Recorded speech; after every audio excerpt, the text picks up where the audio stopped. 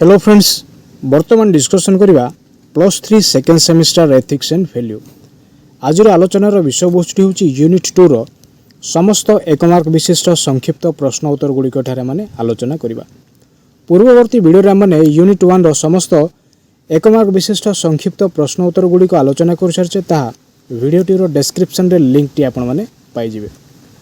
भिडटी को आरंभ करने पूर्व जो मैंने वर्तमान पर्यंत चैनल टी को सब्सक्राइब करना सब्सक्राइब करनियंतु, बेल आइकन टी को प्रेस कर दिंतु जहाँफल आगामी वीडियो नोटिफिकेशन गुड़िक सर्वप्रथमे आपण मान निकट में पहुँची पार। वीडियोटी को स्किप नक संपूर्ण रूपे देखा निमंते चेष्टा करूँ। जदि स्किप करके देखिए वर्तमान आलोचनार विषय वस्तुटी सठिक रूप से बुझीपारे ना। पूर्व अनेक गुड़े वीडियो अपलोड हो सारी तो आपने चैनल टीर प्लेलिस्ट को जाई समस्त वीडियो देखिपारे। तो यूनिट 2 रो विषय वस्तुटी कौन अटे?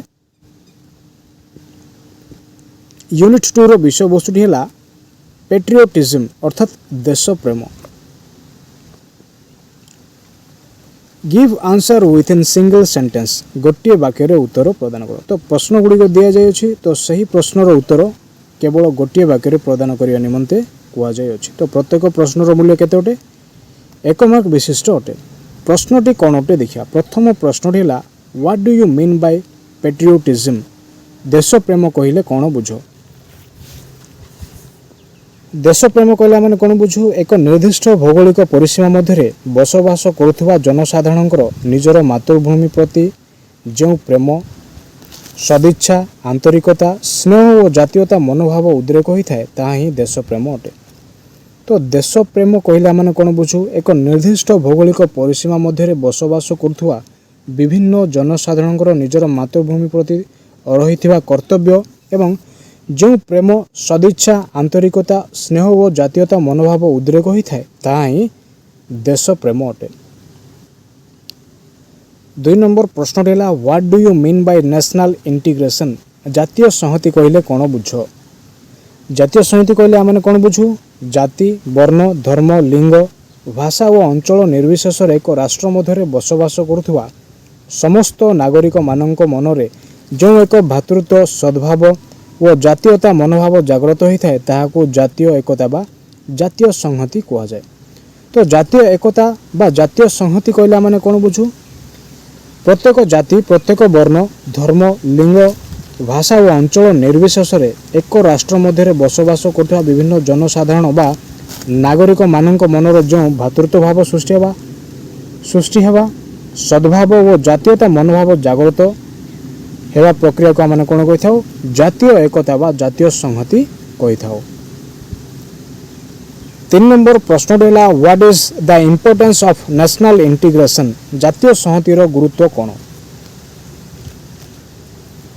जातीय संहतिर गुरुत्व गुड़िक कौन कौन अटे? जाति, धर्म, भाषा, संप्रदाय मध्य रही समस्त धरणर वैभिन्न को अभिन्न कर गढ़ी तोड़ार दक्षता होची जातीय संहतिर गुरुत्व।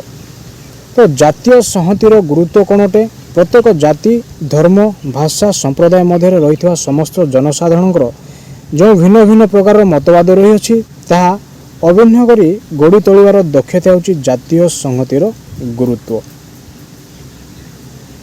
4 नंबर प्रश्न है what is the significance of Indian culture, भारतीय संस्कृतिर विशेषत्व कौन अटे?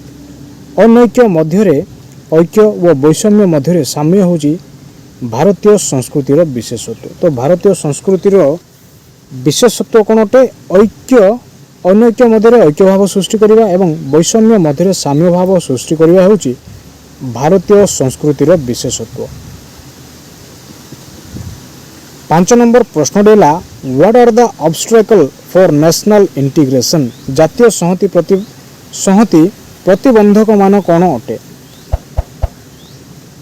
तो जातीय संहतिर प्रतिबंधक मान कौन कौन अटे वर्तमान देखिए। प्रादेशिक मनोवृत्ति, भाषागत और जातिगत समस्या, निरक्षरता, दारिद्र्यता आदि जातीय संहति प्रति विपदर केतेक कारण पलटि थाए। तो जातीय संहति प्रति विपदर कारण गुड़िक कौन कौन अटे? प्रादेशिक मनोवृत्ति, भाषागत और जातिगत समस्या, निरक्षरता और दारिद्र्यता इत्यादि होची जातीय संहति प्रति एक विपदर कारण अटे। 6 नंबर प्रश्न ହେଉଛି right the necessary steps of straightening national integration. जातीय संहति प्रतिष्ठा ପାଇଁ आवश्यक मुख्य पदक्षेप मान दर्शाओ। तो जातीय संहति प्रति प्रतिष्ठा ପାଇଁ आवश्यक मुख्य पदक्षेप मान कौन कौन अटे?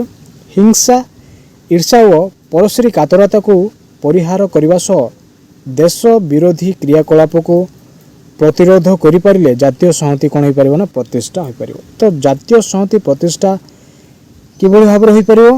हिंसा ईर्षा व परश्री कातरता को परिहार करने सह देश विरोधी क्रियाकलाप को प्रतिरोध करने बा प्रतिरोध करिपारिले कौन हो पारिबो ना जातीय संहति प्रतिष्ठा करा जाई पारिबो। By what name are the permanent residents of the nation charged? राष्ट्रीय स्थायी आदिवासी को क्यों नाम रे अभिहित करा जाय थे? तो राष्ट्रीय स्थायी आदिवासी को नागरिक नाम रे कौन करा जाय थे? नामित करा जाय थे बा अभिहित करा जाय थे। 8 नंबर प्रश्न रहला अकॉर्डिंग टू वाटल हु इज सिटीजन। वाटल को मतरे एक नागरिक ए नागरिक किए? तो 8 नंबर प्रश्न एठार मन कोन देखुचे अकॉर्डिंग टू वाटल हु इज सिटीजन। वाटल को मतरे ए नागरिक किए? वाटल को मतरे एक सभ्य व नियंत्रित समाजर कर्तव्य परायण राष्ट्रर कर्तृत्वाधीन व लाभर सम अंशीदार व्यक्ति विशेष को नागरिकर आख्या दिया जाई थाए। तो वाटल को मतरे नागरिक किए अटे? वाटल को मतरे नागरिक होचंती एक सभ्य व नियंत्रित समाजर कर्तव्य परायण राष्ट्रर कर्तृत्वाधीन व लाभर सम अंशधारी व्यक्ति विशेष को नागरिकर आख्या प्रदान करा जाय थाए। कहा मतरे हटे ना वाटल को मतरे। 9 नंबर प्रश्न रहला डिफाइन सब्जेक्ट्स। प्रजार व्याख्या करो। तो प्रजार अर्थ कौन अटे? राजतंत्र अधीन रे रहिथिबा आदिवासी और साम्राज्यवाद अधीन रे थिबा उपनिवेशर आदिवासी मानकर राजनैतिक अधिकार नथिबारु सेमानंकु प्रजजा कुहा जाए। तो प्रजजा कहला माने कोन बुझू? राजतंत्र अधीन रे रहिथिबा आदिवासी और साम्राज्यवाद अधीन रे थिबा उपनिवेशर आदिवासी मानकर राजनैतिक अधिकार नथिबा हेतु एमानंकु कोन कुहा जाए? प्रजजा कुहा जाय थाए। परवर्ती प्रश्न रहला डिफाइन नेशनल। देशीयर व्याख्या करो। भारत रे 18 वर्षर कम वयस्क शिशु मानंकु देशीय कुहा जाय थाए। तो 18 वर्षर कम वयस्क शिशु मानंकु कोन कुहा जाय थाए? देशीय कुहा जाय थाए। 11 नंबर प्रश्न रहला डिफाइन एलियन। विदेशी रो व्याख्या करो।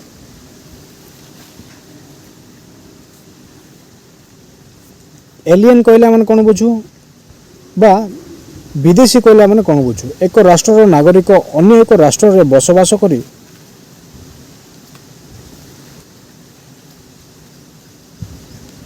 राजनैतिक और अर्थनैतिक अधिकार उपभोग करिन परिबाकू विदेशी नाम रे अभिहित करा जाय थाए। तो एक राष्ट्रर नागरिक अन्य एक राष्ट्र रे बसवास करी राजनैतिक क्षेत्र रे एवं अर्थनैतिक क्षेत्र रे ए समस्त क्षेत्र को उपभोग न करि परिबाकू विदेशी नाम रे कोन करा जाय थाए ना अभिहित करा जाय थाए। परवर्ती प्रश्न रहला व्हाट इज जोस सैंग्यूनिसी प्रिंसिपल।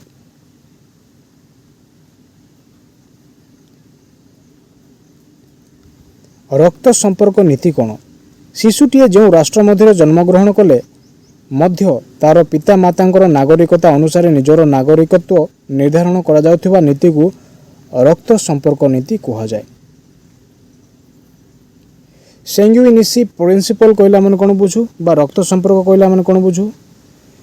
शिशुटीए जो राष्ट्र मध्य जन्मग्रहण करथाए तो सही राष्ट्र रे पिता मातांकर नागरिकता अनुसार निजर नागरिकत्व निर्धारण करा जाउथबा नीति को कोन कहै? रक्त संपर्क बा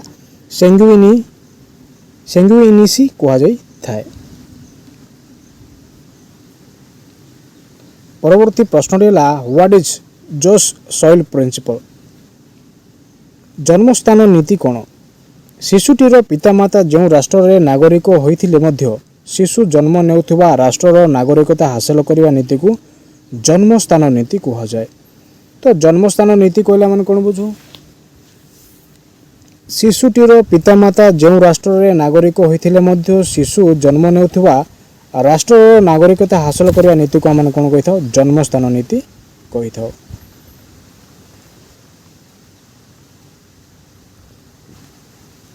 14 ନମ୍ବର ପ୍ରଶ୍ନଟି ହେଲା ହ୍ୱାଟ୍ ଇଜ୍ ନ୍ୟୁଟ୍ରାଲାଇଜ୍ଡ ସିଟିଜେନ୍? ସ୍ୱାଭାବିକୃତ ନାଗରିକତା କ'ଣ? ଜଣେ ବିଦେଶୀ କେତେକ ସର୍ତ୍ତ ପୂରଣ କରି ଯେଉଁ ନାଗରିକତା ହାସଲ କରେ ତାହାକୁ ସ୍ୱାଭାବିକୃତ ନାଗରିକତା କୁହାଯାଏ। ତ ସ୍ୱାଭାବିକୃତ ନାଗରିକତା କହିଲା ମାନେ କ'ଣ ବୁଝୁ? ଜଣେ ବିଦେଶୀ କେତେକ ସର୍ତ୍ତ ପୂରଣ କରି ଯେଉଁ ନାଗରିକତା ହାସଲ କରେ ତାହାକୁ ସ୍ୱାଭାବିକୃତ ନାଗରିକତା କୁହାଯାଇଥାଏ। 15 ନମ୍ବର ପ୍ରଶ୍ନ ହେଲା ହ୍ୱାଟ୍ ଇଜ୍ ନ୍ୟୁଟ୍ରାଲ ସିଟିଜେନ୍? ପ୍ରାକୃତିକ ନାଗରିକ କ'ଣ? ତ ପ୍ରାକୃତିକ ନାଗରିକ କହିଲା ମାନେ କ'ଣ ବୁଝୁ? ନବଜାତ ଶିଶୁ ରକ୍ତଗତ ନୀତି ବା ଭୂମି ସଂକ୍ରାନ୍ତୀୟ ନୀତି ଅନୁସାରେ କୌଣସି ରାଷ୍ଟ୍ରର ନାଗରିକତ୍ୱ ପ୍ରାପ୍ତ କରିବାକୁ ପ୍ରାକୃତିକ ନାଗରିକ କୁହାଯାଇଥାଏ। ତ ପ୍ରାକୃତିକ ନାଗରିକ କହିଲା ମାନେ କ'ଣ ବୁଝୁ? ନବଜାତ ଶିଶୁ ରକ୍ତଗତ ନୀତି ବା ଭୂମି ସଂକ୍ରାନ୍ତୀୟ ନୀତି ଅନୁସାରେ କୌଣସି ରାଷ୍ଟ୍ରର ନାଗରିକତ୍ୱ ଅଧିକାର କରିବା ବା ପ୍ରାପ୍ତ କରିବାକୁ ପ୍ରାକୃତିକ ନାଗରିକ କୁହାଯାଇଥାଏ। ପରବର୍ତ୍ତୀ ପ୍ରଶ୍ନଟି ହେଲା write states those using jus soli principles. ଜନ୍ମସ୍ଥାନ ନୀତି କାର୍ଯ୍ୟକାରୀ ହେଉଥିବା ଦୁଇଟି ରାଷ୍ଟ୍ରର ନାମ ଉଲ୍ଲେଖ କର। ଜନ୍ମସ୍ଥାନ ନୀତି କାର୍ଯ୍ୟକାରୀ ହେଉଥିବା ଦୁଇଟି ରାଷ୍ଟ୍ରର ନାମ ହେଲା ପ୍ରଥମ ରହିଲା ଜାପାନ ଏବଂ ଦ୍ୱିତୀୟଟି ହେଲା ଆର୍ଜେଣ୍ଟିନା।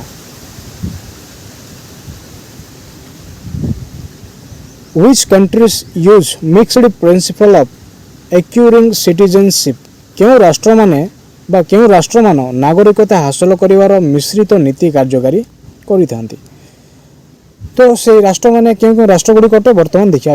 ଯେଉଁ ରାଷ୍ଟ୍ର କି ମିଶ୍ରିତ ନୀତିଗୁଡ଼ିକ ଅନୁସରଣ କରନ୍ତି। ଉତ୍ତରଟି ଯେଉଁ ଭାରତ, ଇଂଲଣ୍ଡ, ଆମେରିକା ଆଦି ରାଷ୍ଟ୍ରମାନେ ନାଗରିକତା ହାସଲ କରିବାର ମିଶ୍ରିତ ନୀତିକୁ କାର୍ଯ୍ୟକାରୀ କରିଥାନ୍ତି। 18 ନମ୍ବର ପ୍ରଶ୍ନଟି ହେଲା how many countries grant citizenship through jus sanguinis principle? କେତୋଟି ରାଷ୍ଟ୍ର ରକ୍ତ ସମ୍ପର୍କ ଅନୁସାରେ ନାଗରିକତା ହାସଲ ନୀତିକୁ ଗ୍ରହଣ କରିଥାନ୍ତି? ଉତ୍ତରଟି ହେଇଯିବ Italy, Ireland, Finland, Israel, Bharat, France, Australia, Hungary, Russia, Argentina, ଦକ୍ଷିଣ ଆଫ୍ରିକା, ତୁର୍କୀ ଆଦି ରାଷ୍ଟ୍ରମାନେ ରକ୍ତ ସମ୍ପର୍କ ଅନୁସାରେ ନାଗରିକତା ହାସଲ ନୀତିକୁ କ'ଣ କରିଥାନ୍ତି ନା ଗ୍ରହଣ କରିଥାନ୍ତି। 19 ନମ୍ବର ପ୍ରଶ୍ନଟି ହେଲା ମେନସନ୍ ସମ୍ ୱେଜ୍ ଟୁ ଆକ୍ୱାୟାର ସିଟିଜେନସିପ୍। ନାଗରିକ ଆହରଣ କରିବାର କେତେକ ଉପାୟ ଦର୍ଶାଅ। ତ ନାଗରିକ ଆହରଣ କରିବାର କେତେକ ଉପାୟ ହେଉଛି ବିବାହ, ବିଦେଶୀ ରାଷ୍ଟ୍ରରେ ଦୀର୍ଘ ସମୟ ବସବାସ, ବିଦେଶୀ ରାଷ୍ଟ୍ରରେ ଚାକିରିରେ ଯୋଗଦାନ, ପୋଷ୍ୟ ସନ୍ତାନ ଗ୍ରହଣ, ସ୍ୱ ଇଚ୍ଛାରେ ଆବେଦନ, ବିଦେଶୀ ରାଷ୍ଟ୍ରରେ ସମ୍ପତ୍ତି କ୍ରୟ, ସନ୍ତାନର ବୈଧୀକରଣ ଆଦି ଉପାୟ ଦ୍ୱାରା ନାଗରିକତା ଆହରଣ କରାଯାଇପାରିବ ବା ନାଗରିକତା ହାସଲ କରାଯାଇପାରିବ। କେଉଁ କେଉଁ କାରଣ ହେତୁ? ବିବାହ, ବିଦେଶୀ ରାଷ୍ଟ୍ରରେ ଦୀର୍ଘ ସମୟ ବସବାସ କରିବା, ବିଦେଶୀ ରାଷ୍ଟ୍ରରେ ଚାକିରି କ୍ଷେତ୍ରରେ ଯୋଗଦାନ କରିବା, ପୋଷ୍ୟ ସନ୍ତାନ ଗ୍ରହଣ କରିବା, ସ୍ୱ ଇଚ୍ଛାରେ ଆବେଦନ କରିବା, ବିଦେଶୀ ରାଷ୍ଟ୍ରରେ ସମ୍ପତ୍ତି କ୍ରୟ, ସନ୍ତାନର ବୈଧୀକରଣ ଆଦି ଉପାୟ ଦ୍ୱାରା ନାଗରିକତା ଆହରଣ କରାଯାଇପାରିଥାଏ। 20 ନମ୍ବର ପ୍ରଶ୍ନଟି ହେଲା what R the rights enjoying Bai A citizen in a state? ଜଣେ ନାଗରିକ ରାଷ୍ଟ୍ରର କେଉଁ ଅଧିକାର ମାନ ଉପଭୋଗ କରିଥାଏ? ତ ଉତ୍ତରଟି ଦେଖିବା ଜଣେ ନାଗରିକ ରାଷ୍ଟ୍ରର ରାଜନୈତିକ, ସାମାଜିକ ଓ ଅର୍ଥନୈତିକ ଅଧିକାର ମାନ କ'ଣ କରିଥାଏ? ଉପଭୋଗ କରିଥାଏ। ତ ଏହି ତିନୋଟି ଅଧିକାର ଜଣେ ନାଗରିକ ରାଷ୍ଟ୍ରର ଏହି ତିନୋଟି ବିଷୟ ଅଧିକାର ବା ଉପଭୋଗ କରିପାରିଥାଏ। କ'ଣ କ'ଣ ନା ରାଷ୍ଟ୍ରର ରାଜନୈତିକ, ସାମାଜିକ ଓ ଅର୍ଥନୈତିକ ଅଧିକାର ମାନ ଉପଭୋଗ କରିଥାଏ। 21 ନମ୍ବର ପ୍ରଶ୍ନଟି ହେଲା what SUM example of social rights? ସାମାଜିକ ଅଧିକାରର କେତେକ ଉଦାହରଣ ଉଲ୍ଲେଖ କର। ସାମାଜିକ ଅଧିକାର ଶିକ୍ଷାଗତ ଅଧିକାର, ଧାର୍ମିକ ଅଧିକାର, ସମ୍ପତ୍ତିଗତ ଅଧିକାର, ଚିନ୍ତନ ପ୍ରକାଶନ ଅଧିକାର ଆଦି କେତେକ ସାମାଜିକ ଅଧିକାରର ଉଦାହରଣ ଅଟେ। ତ ଏହି ସମସ୍ତ କ'ଣ ଅଟେ ନା ସାମାଜିକ ଅଧିକାରର ଉଦାହରଣ ଗୁଡ଼ିକ ଅଟେ। ପରବର୍ତ୍ତୀ ପ୍ରଶ୍ନଟି ହେଲା right SUM example of political rights. ରାଜନୈତିକ ଅଧିକାରର କେତେକ ଉଦାହରଣ ମାନ ଉଲ୍ଲେଖ କର। ତ ରାଜନୈତିକ ଅଧିକାରର କେତେକ ଉଦାହରଣ ଗୁଡ଼ିକ ହେଲା ଭୋଟଦାନ ଅଧିକାର, ନିର୍ବାଚନର ଅଂଶଗ୍ରହଣ ଅଧିକାର, ସରକାରଙ୍କୁ ସମାଲୋଚନା କରିବା ଅଧିକାର ଆଦି କେତେକ ରାଜନୈତିକ ଅଧିକାରର ଉଦାହରଣ ଅଟେ। ତ ଏହି ସମସ୍ତ ବିଷୟ ହେଉଛି ରାଜନୈତିକ ଅଧିକାରର ଉଦାହରଣ ଅଟେ। କ'ଣ କ'ଣ?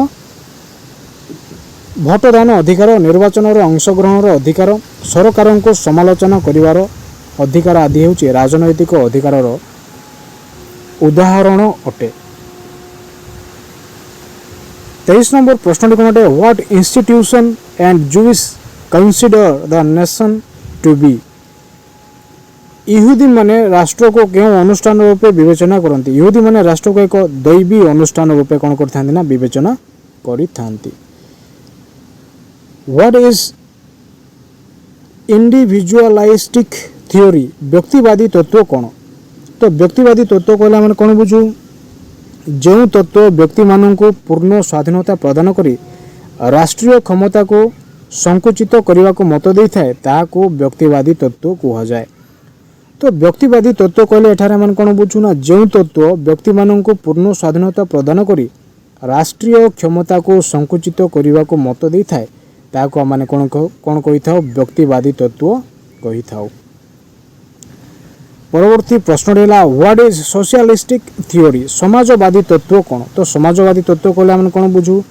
जो चिंताधारा राष्ट्र को प्राधान्य दे नागरिकर अधिकार को संकुचित कराई थाए ताकू समाजवादी तत्व कहुए। तो समाजवादी तत्व कहले आम कौन बुझू? जो चिंताधारा राष्ट्र को प्राधान्य दे नागरिकर अधिकार को संकुचित कराई थाए ताकू आम कौन कही था? समाजवादी तत्व कही था। 26 नंबर प्रश्न है व्हाट इज वेलफेयर स्टेट। जनमंगल राष्ट्र कौन? तो जनमंगल राष्ट्र कहले आम कौन बुझू? जो राष्ट्र नागरिक मानक बहुविध सामाजिक सेवा जोगाई थाए ताकू जनमंगल राष्ट्र कहुए। तो जनमंगल राष्ट्र कहले आम कौन बुझू ना जो राष्ट्र नागरिक मानक बहुविध सामाजिक सेवा जोगाई थाए ताकू जनमंगल राष्ट्र कहुए। तो विभिन्न प्रकार सामाजिक सेवा जोगाइबा जो राष्ट्रर कर्तव्य होता है ताकू आम कौन कही जनमंगल राष्ट्र कही था। 27 नंबर प्रश्न है what do you mean by citizen. नागरिक कहले कौन बुझ? यह हूँ मोस्ट इंपोर्टेंट जहाँकि परीक्षा प्रायतः आसी थाए। तो प्रश्नटी कौन अटे? नागरिक कहले कौन बुझ? गोटाए राष्ट्र जो माने स्थायी भाव बसवास करती और राष्ट्रपति अनुगत्य प्रकाश करती से नागरिक कहुए। तो नागरिक कहले मैंने कौन बुझू ना गोटाए राष्ट्र जो माने स्थायी भाव में बसवास करती और राष्ट्रपति अनुगत्य प्रकाश करती से नागरिक कहुए। 28 नंबर प्रश्न है what was the name of the inhabitants of the city states of Greek. Greek देशर नगर राज्य गुड़िकर आदिवासी मानक क्यों नाम अभिहित कर ग्रीक देशर नगर राज्य गुड़िकर आदिवासी मानक क्यों नाम अभिहित कर तो से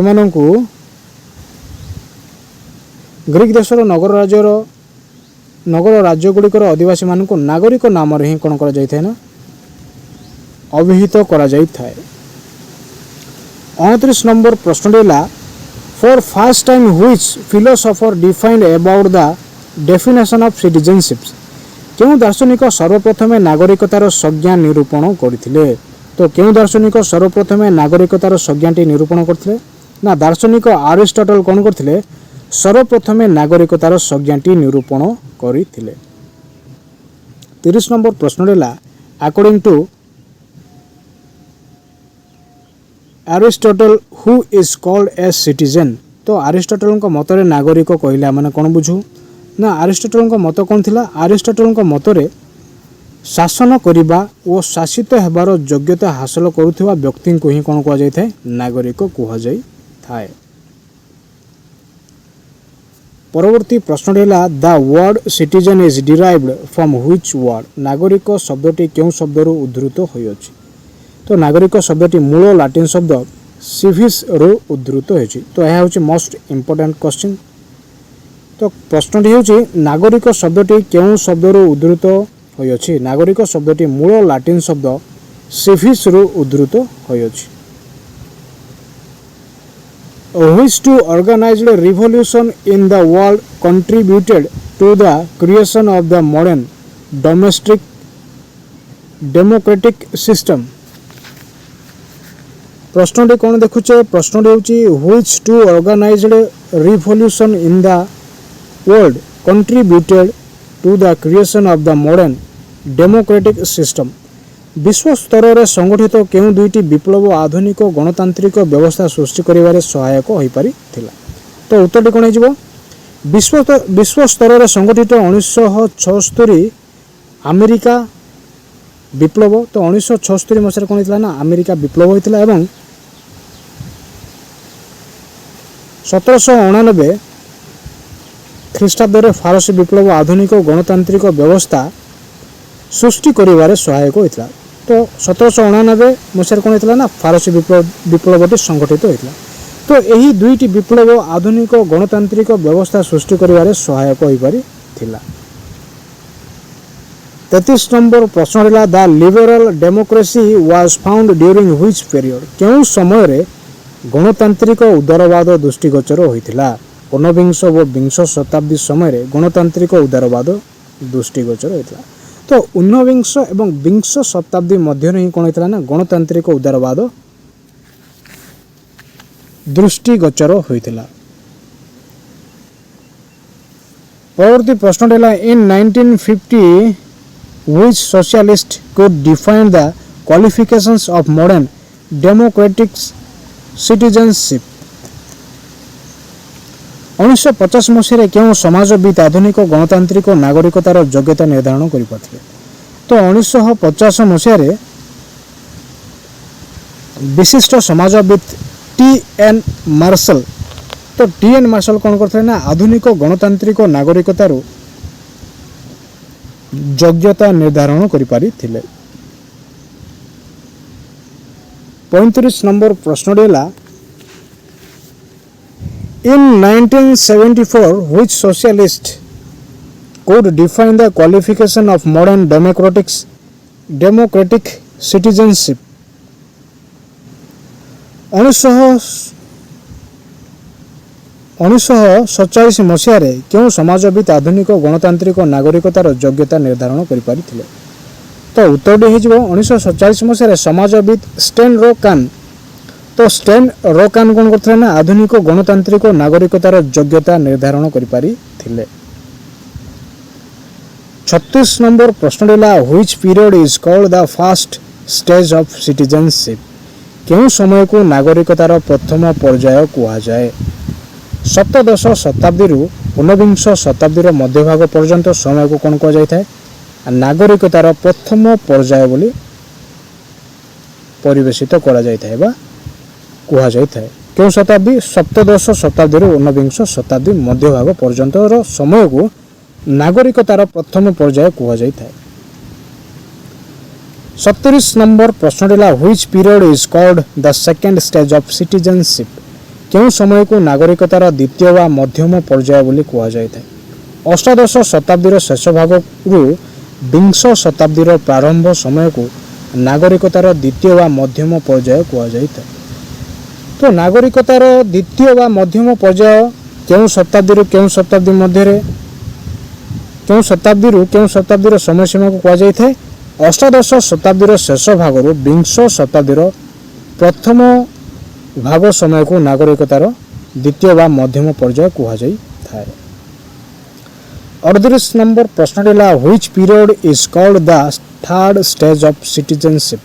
क्यों समय को नागरिकतार तृतीय पर्याय कहा जाए। 18 शताब्दी शेष भाग 20 शताब्दी प्रारंभ पर्यंत समय को नागरिकतार तृतीय पर्याय कहा जाए। तो नागरिकतार तृतीय पर्याय क्यों समय को गणना करा जाए ना 18 शताब्दी शेष भाग 20 शताब्दी प्रारंभ पर्यंत समय को नागरिकतार तृतीय पर्याय कहा जाए। 39 नंबर प्रश्न है what is the view of Laski about rights. Laski को मत अधिकार कौन। ଲାସ୍କିଙ୍କ ମତରେ ଅଧିକାର କହିଲେ ଆମେ କ'ଣ ବୁଝୁ? ଲାସ୍କିଙ୍କ ମତରେ ସାମାଜିକ ଜୀବନର ଯେଉଁ ସର୍ତ୍ତ ଗୁଡ଼ିକ ବିନା ମନୁଷ୍ୟ ତାର ବ୍ୟକ୍ତିତ୍ୱର ସମ୍ପୂର୍ଣ୍ଣ ପରିପ୍ରକାଶ କରିପାରେ ନାହିଁ ତାହାକୁ ଅଧିକାର କୁହାଯାଏ। ତ ଲାସ୍କିଙ୍କ ମତରେ ଅଧିକାର କହିଲେ ଆମେ କ'ଣ ବୁଝୁ? ଲାସ୍କିଙ୍କ ମତରେ ସାମାଜିକ ଜୀବନରେ ଯେଉଁ ସର୍ତ୍ତ ଗୁଡ଼ିକ ବିନା ମନୁଷ୍ୟ ତାର ବ୍ୟକ୍ତିତ୍ୱର ସମ୍ପୂର୍ଣ୍ଣ ପରିପ୍ରକାଶ କରିପାରିନଥାଏ ତାହାକୁ ଆମେ କ'ଣ କହିଥାଉ? ତାହାକୁ ଅଧିକାର ବୋଲି କହିଥାଉ। 40 ନମ୍ବର ପ୍ରଶ୍ନ ହେଲା ହ୍ୱାଟ୍ ଇଜ୍ ମୋରାଲ ରାଇଟ୍? ନୈତିକ ଅଧିକାର କ'ଣ? ତ ନୈତିକ ଅଧିକାର କହିଲେ ଆମେ କ'ଣ ବୁଝୁ? ବ୍ୟକ୍ତିର ବିବେକ, ବିଚାର ଓ ମାନସିକତାର ପରିପ୍ରକାଶକୁ ନୈତିକ ଅଧିକାର କୁହାଯାଏ। ତ ନୈତିକ ଅଧିକାର କହିଲେ ଆମେ କ'ଣ ବୁଝୁ? ବ୍ୟକ୍ତିର ବିବେକ, ବିଚାର ଓ ମାନବିକତାର ପରିପ୍ରକାଶକୁ ନୈତିକ ଅଧିକାର କୁହାଯାଇଥାଏ।